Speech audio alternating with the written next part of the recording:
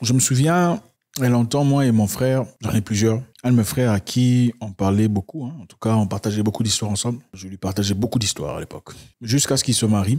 Après son mariage, notre relation avait un peu changé parce que, voilà, il y a plus de responsabilités. Il y a l'épouse, il y a les enfants, il y a tout ça. La relation avait changé. Bon, moi, vous savez, j'ai dit la vérité, je n'ai pas peur. Je n'ai peur de personne. Ça sera peut-être la première fois qu'ils voient cette vidéo. D'ailleurs, ils seront choqués. Donc, c'est ça. Notre relation avait changé.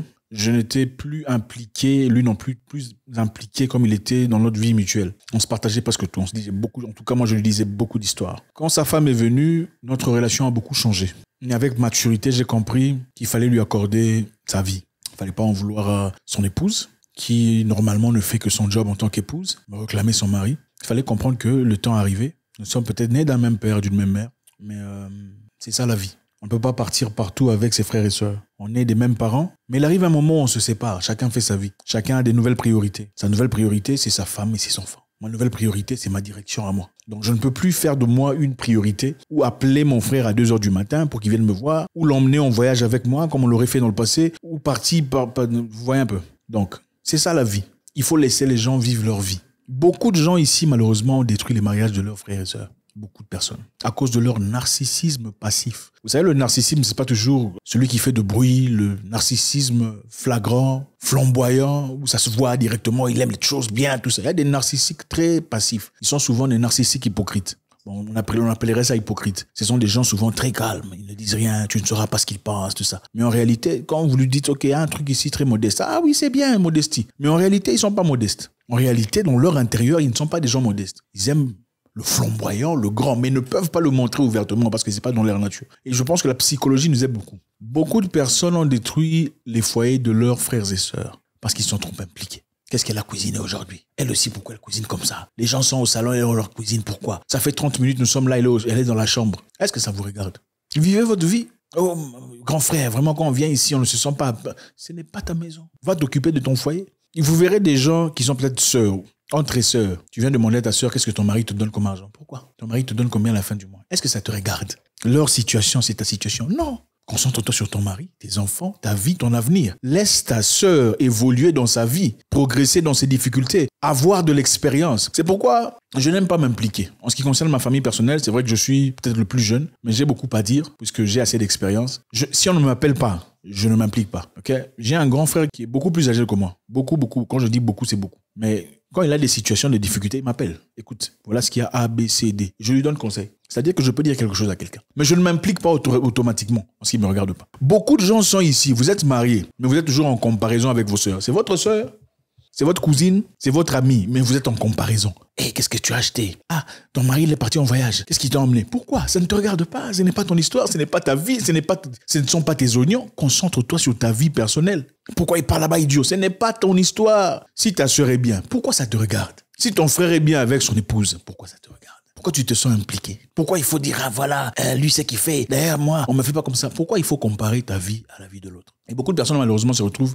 histoire détruite, mariage en l'air. Mais celui qui t'a conseillé vit très bien. Ok. Mais entre-temps, lui-même là-bas dans son foyer, tu ne sais pas ce qui se passe. Il ne te dit pas la vérité. Hein. Il ne vient pas te dire la vérité de ce qui se passe chez lui. Peut-être que son mari est un aventurier, un embrouilleur, un voleur, un infidèle. Il ne viendra pas nécessairement te dire la vérité sur ce qui se passe chez lui. Beaucoup de femmes mentent à d'autres femmes. Il faut faire très attention. C'est pourquoi moi je dis les conseils d'une femme par rapport au foyer. Il faut prendre ça comme ça. Si vous voulez les conseils d'une femme par rapport au foyer, préférablement aller chercher une personne beaucoup plus âgée que vous qui est stable dans son foyer. Vous comprenez? Cherchez une personne beaucoup plus âgée que vous qui est stable dans son foyer. Pas une personne qui vous ressemble. Parce que la plupart de fois, les gens qui ont à peu près votre âge, leurs conseils, c'est pas bon. Parce que les conseils qu'on vous donne, ce sont des conseils qu'ils n'appliquent pas dans leur propre vie. Il va te dire, quitte ton mari, parce qu'il est comme ça, regarde comment il te traite. Ça, c'est un manque de respect, tout ça, tout ça. Mais si tu examines sa propre vie, comment où elle a été traitée, comment elle a vécu sa vie, les infidélités qu'elle vous a cachées, vous serez choqué. Les choses qu'elle a cachées, moi, je ne peux pas tolérer ça. Les choses qu'elle-même, elle a tolérées, vous serez choqué. Allez chercher un homme plus âgé qui a de l'expérience, ou chercher une maman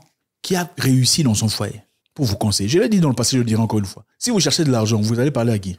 Vous allez parler à un pauvre. Oh pauvre, comment on fait pour avoir de l'argent? Non. Quand vous cherchez de l'argent, vous allez chercher une personne qui a réussi dans ses entreprises. Oh cher frère, vous voyez, je suis en train de me lancer dans ce domaine. J'ai vu que vous avez de l'expérience, alors je souhaiterais que vous m'en parliez. C'est comme ça qu'on fait. Vous allez chercher quelqu'un qui a de l'expérience, qui a réussi. C'est lui qui est apte à vous faire conseiller par rapport à comment il faut avancer. Ce n'est pas une personne qui est en difficulté comme vous. D'ailleurs, tu vois, moi aussi je suis parti à Dubaï, ça n'a pas fonctionné. Mais ça, c'était toi.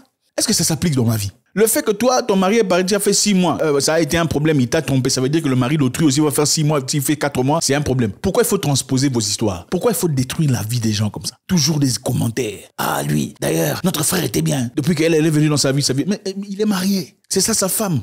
On dit papa, maman et les enfants. Vous êtes devenu 3e personne. C'est ça, il faut l'accepter. Et aussi, il faut comprendre. Il y a une catégorie de personnes qui disent mes histoires, je ne peux pas dire ça à une tierce personne. Je veux parler soit à mon frère ou ma soeur. C'est bien, mais il faut comprendre une chose. Moi, j'ai déjà eu cette expérience personnellement. J'ai parlé à un proche d'une situation que j'avais dans le passé. Voilà ce qu'il y a, je ne suis pas content de A, B, C, D. Les conseils que j'ai reçus, c'était des bons conseils. Mais j'avais compris que ces conseils détruiraient ce que j'avais. D'accord? Ces conseils étaient liés à ses émotions. Mon frère, tu ne peux pas accepter ça. Ce n'est pas tolérable. C'est une personne proche de ma vie. Okay, de mon sang, mais m'a donné un conseil que moi-même j'ai établi en ce moment-là. Ce conseil ici, non. Et désormais, j'avais décidé de ne plus jamais lui parler de tout ce qui était relatif à ça. Pourquoi? Pour me protéger. Oui, quelqu'un peut t'aimer de tout son cœur et très mal te conseiller. Hein?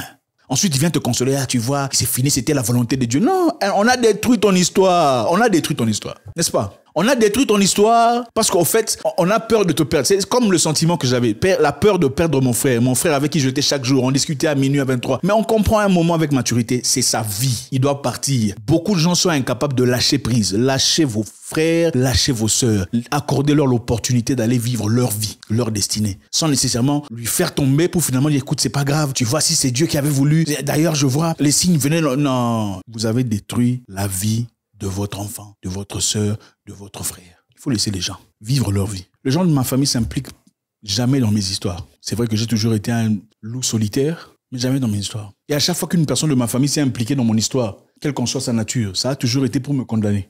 Ça a toujours été pour me dire, non, là, ce que tu fais, ce n'est pas bien. Arrêtez de comparer vos vies. La vérité, c'est ceci. Les sœurs se comparent entre elles, qu'on ne vous mente pas. Nous, on a une belle voiture, on a une belle maison, on a des meilleures chaises, on a une belle télé. C'est ça, il faut arrêter.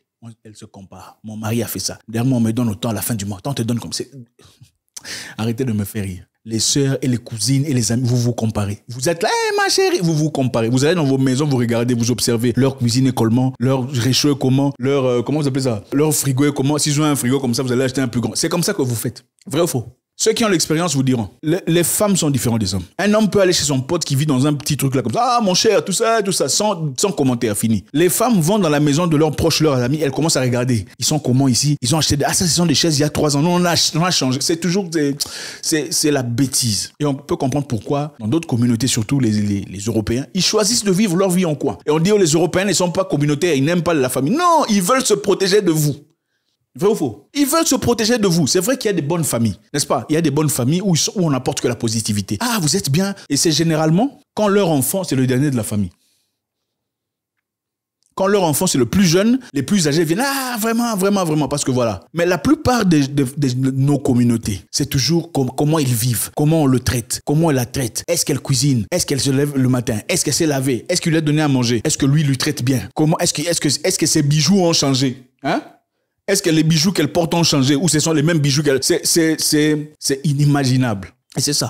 Laissez les gens vivre leur vie selon leur propre rythme, selon leur propre destinée. Inutile de comparer votre mari dans sa vie au mari de votre cousine, votre sœur. Inutile de comparer votre femme à la femme de votre... Chacun a sa propre destinée, sa propre vision. Au fait, dans chaque problème, vous n'êtes pas obligé d'entrer. Vous comprenez ça? Dans chaque problème de couple, ça ne vous regarde pas toujours. C'est pourquoi l'école de la vie est importante. Celui qui t'apprend la vie, hein, ton mentor de vie joue un rôle très important. Tu peux voir quelqu'un de ta vie, quelqu'un de proche de toi, ton frère ou ta sœur, traverse un moment difficile sur le plan marital, couple, peu importe. Tu l'écoutes seulement quand il parle. Il se plaint, tu te tais.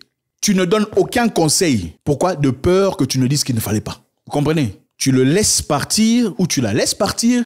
Trouver une solution pour elle-même. Parce qu'en fait, c'est un choix qu'elle a fait. C'est son choix qu'il ou qu'elle a fait. Il doit être en aptitude, en tant qu'adulte, de trouver des propres solutions qui viennent de son cœur. Parce que la décision de sa vie maritale ou peu importe, ce sont des décisions qui viennent de son cœur et il doit être à même d'assumer les conséquences de ces décisions qu'il prend. C'est ça. Tu ne peux pas bercer quelqu'un à 42 ans en train de bercer. Tu vois, il faut avoir 45 ans. Arrêtez de détruire la vie des gens. Laissez les gens vivre leur vie. Occupez-vous de votre foyer qui n'est pas parfait. Ok?